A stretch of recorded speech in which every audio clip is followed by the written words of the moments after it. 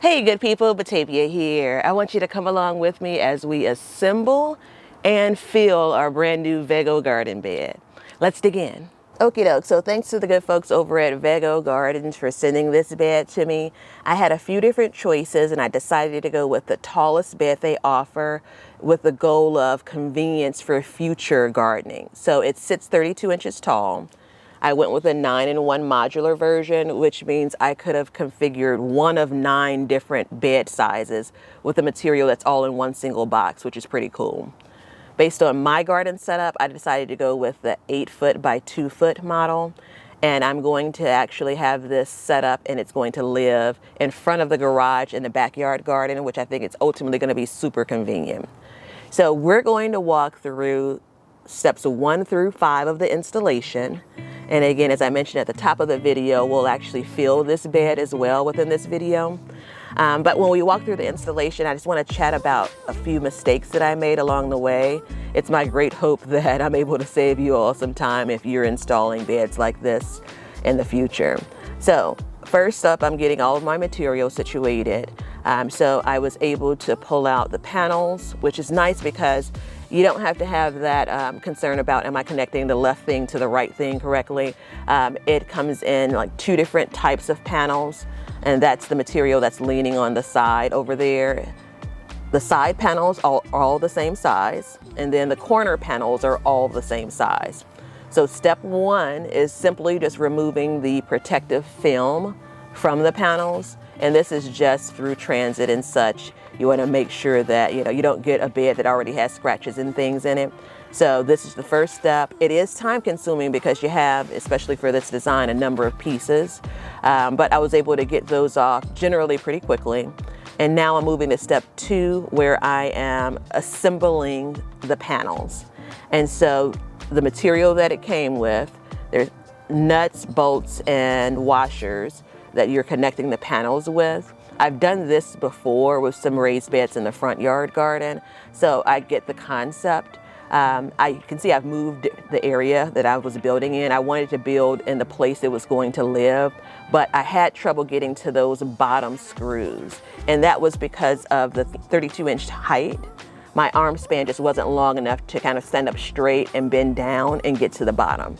So as a part of step 2 and then step 3, which is tightening the nuts and bolts, and this is just for reinforcement of the raised bed, this is really the beginning of my first mistake. I'm simply tightening it with a screwdriver in my hand. And the instructions clearly say use the wrench tool that is supplied with a screwdriver or a cordless drill.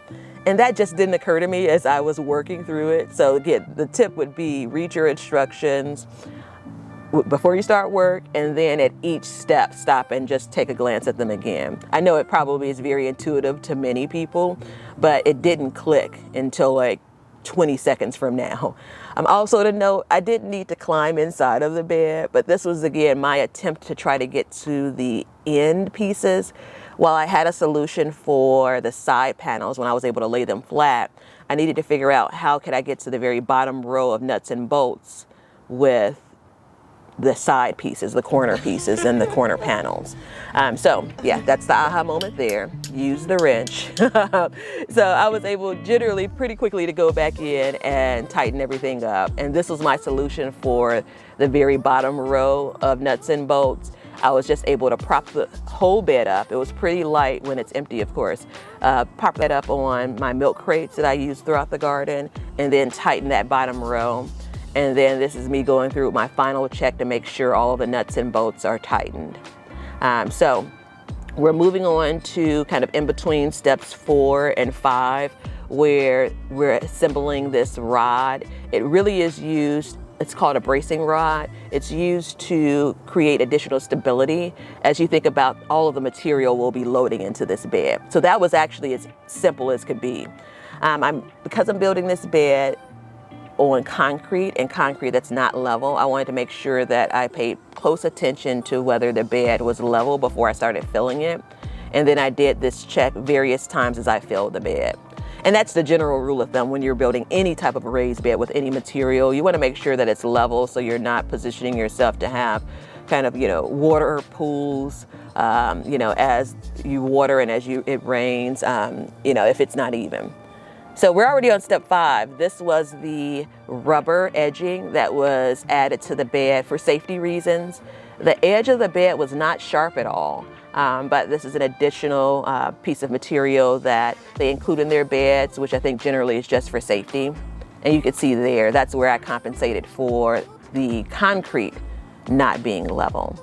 And so all in all, I looked at this setup before I started filling the bed, and I couldn't be more pleased. From the color, the size, the positioning of it, this is exactly what I was looking for and what I envisioned when I thought about getting this Vego Garden bed. All right, so now we're gonna move on. We actually have to fill this bed. So we're gonna do a take on the Hugelkultur method, where you're using layers of material. So by my count, I have about 5 layers of material that I'm adding, starting with a thin layer of cardboard. And so this is just, again, material that, has been shipped to me over time and that I've torn apart and laid flat. The next layer is branches that I've collected from neighbors and strangers alike.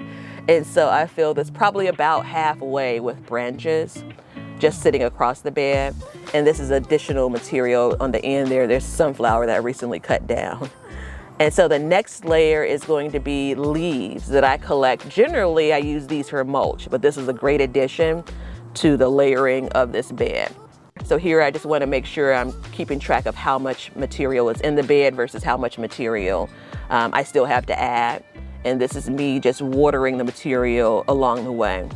So this isn't the good garden soil. This is really the spent potting soil that I use that you just saw. We're going to pick up the good garden soil now.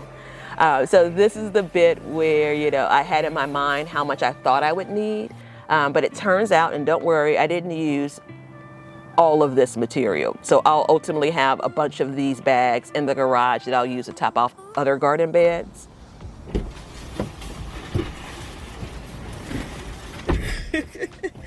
So, yeah, we have, you probably heard me huffing and puffing. So it took me a couple of minutes to catch my breath. Nice gentleman helped me. I was planning on unloading this tomorrow and directly putting it into the bed, but I'm not so sure because leaving it in the car, I forgot that it's actually compost with manure in it. So the smell is already a little bit strong. But anywho, we'll figure it out. And the next time you see me, we'll probably be taking these bags out of the car and then putting them into the new garden bed. How about that?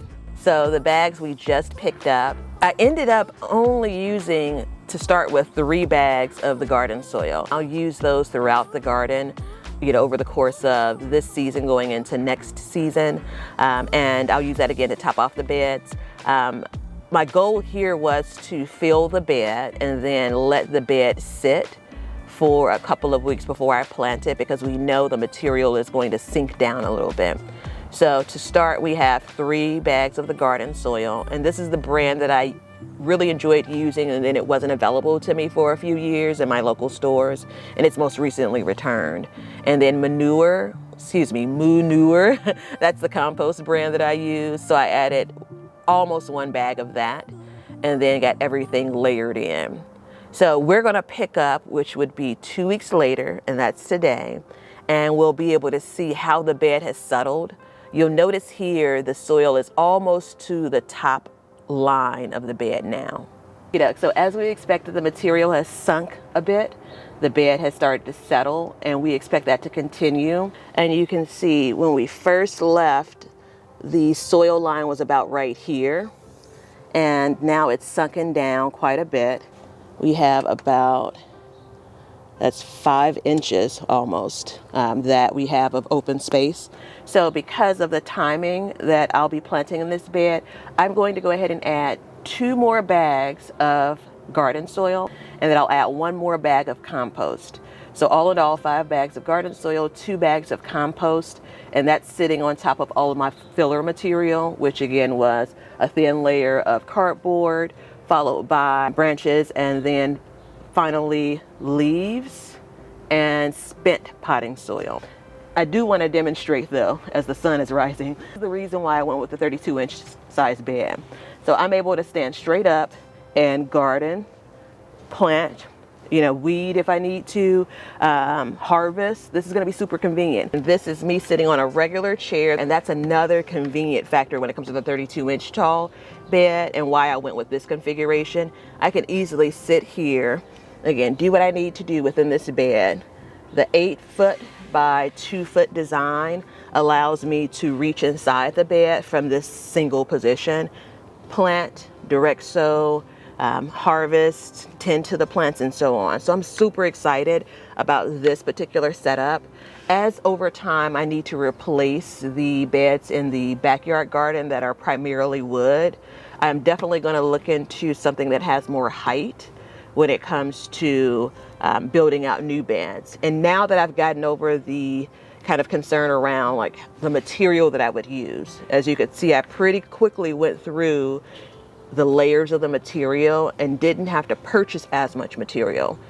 So super pleased. If you have any questions or comments, and of course if you have experience with the Vego Garden bed, please feel free to drop them below, and I look forward to seeing y'all on the next one.